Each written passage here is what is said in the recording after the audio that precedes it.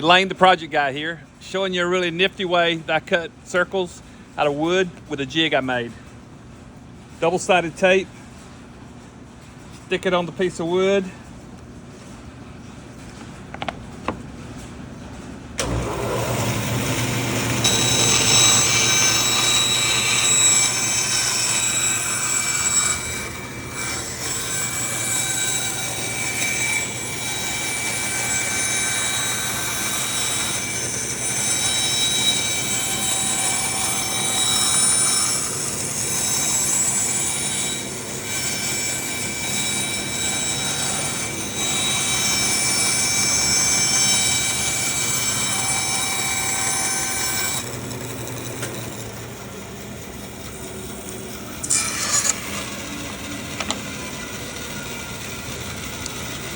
Good luck with your projects.